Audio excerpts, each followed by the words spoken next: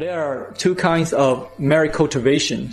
One is, I call it worldly, and then the other kind is the unworldly. The worldly is kind of like a leaking bucket. There are holes, and when you put more water, it just drains away. It doesn't retain. Whereas the other kind, the unworldly, the bucket is full, where you put in it and it continues to be there. What this means is when we cultivate merits, we should understand, are we cultivating the worldly kind of merits or the unworldly? The difference is that the worldly will lead to joy and wealth, but it will lead to unsatisfactoriness. Not necessarily suffering, but you become unsatisfied because it doesn't last. In this case, you will have both pain and suffering. For the unworldly kind, it's more non-egoistic kind of merit cultivation, where it leads to enlightenment and it's lasting.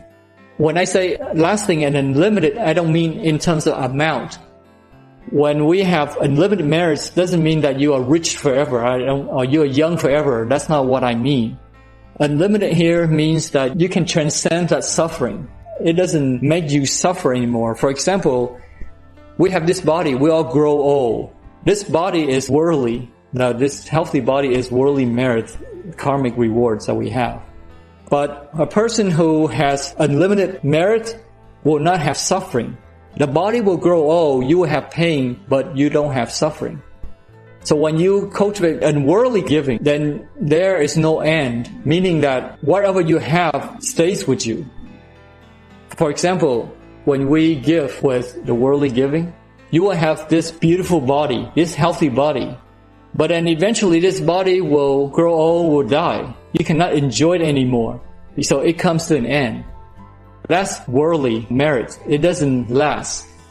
The other one is unworldly, is like your wisdom. Your ability to transcend suffering. That is unworldly. The more you use it, the more you have. The more you experience things with wisdom, you have more wisdom, you have more experiences. That's why it's unlimited. So unlimited here doesn't mean unlimited amount, physical amount. But unlimited means that it is independent of conditions. When you grow old, your old age doesn't bother you.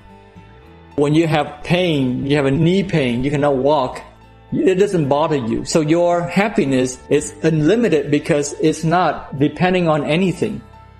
But if we were to have the worldly merits where we are happy because we are popular, we're young, we're beautiful, and people like us, we have friends, and our happiness relies on those situations, then it's limited. We have two choices. One is limited and the other one's unlimited. Limited because there is egoistic, because there is self-attachment in it, and therefore it's limited. When you help somebody, it can be limited or unlimited.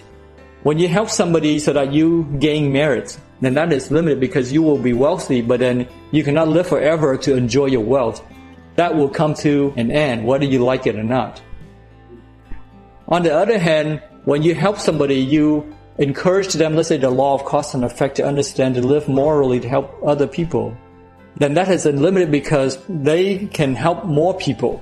And that you gain wisdom, that you are not attached. And so your happiness is not depending on that person listening to you or helping you, but you're happy because you're beyond that. That's why it's unlimited. It doesn't mean a lot, but it's beyond that.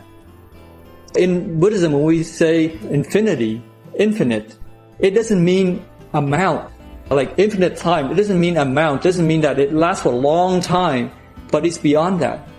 When you understand the Dhamma, your joy is infinite because you're no longer depending on your money, good weather for happiness. Wherever you are happy because it's infinite. Does it make sense? So infinite doesn't mean you have a lot of money. Infinite doesn't mean you are young forever. But that joy is infinite because you are above all those things. They don't make you feel happy, but you decide to be happy. You walk into a room and there are angry people looking at you, but it does not impact you because your happiness is infinite. But you walk into a room and people compliment you and you're happy, then that is not infinite. That's limited. Because the moment that they stop complimenting you, your joy decreases. And therefore it's limited. Whenever something that relies on external criteria, then it's always limited. Infinity is beyond that because it's no longer dependent on anything to grow it or to deplete it even. When we cultivate merits, we should ask ourselves, are we cultivating worldly merits, limited merits, or unlimited? So when we help somebody, our merits, why are our merits limited? Why is it that we cannot achieve unlimited? Well, there are a few things, because we want to enjoy our karmic rewards, and we stop worrying about the world, because when we have merits, it makes us desensitized to the hardships of others. We don't pay attention to the hardship because everywhere we see is so beautiful. That's the function of merit, is that it removes all the hardships. Or we become wasteful.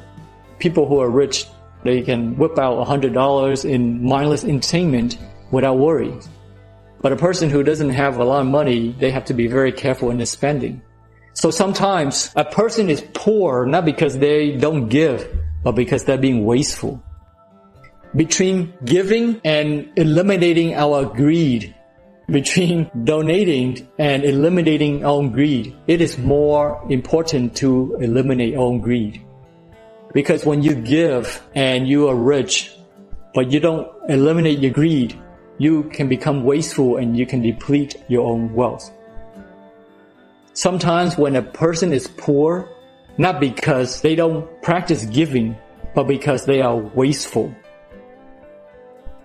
And of course, seeking return for recipients, like you donate to an organization and you want to be recognized as the donor, then that's why it's limited. We should cultivate unlimited merits, not limited. So again, unlimited doesn't mean a lot of amount, but it goes beyond the amount. It goes beyond the conditions. That's what infinity means. And let's review. Merit is very versatile. It can give you health, it can give you wealth, it can give you beauty. You can convert into whatever you want. So a person who doesn't understand merit will chase after wealth, maybe unethical behavior, lying, cheating. Or a person who wants to be beautiful and they don't understand the Dharma, they change their face. They have plastic surgery to make them look good. But a person who understands the Dharma, they know that beauty comes from kind heart. You're kind to people, you are more attracted to other people. Merit is versatile. It can give you many things.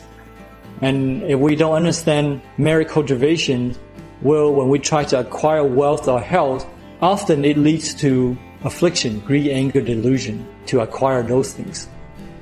We should also practice non-egoistic giving to avoid limited merits, because limited merits you enjoy, it doesn't last.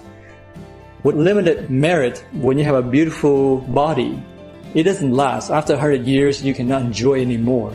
But with wisdom unlimited, even if you grow old, you still are beautiful.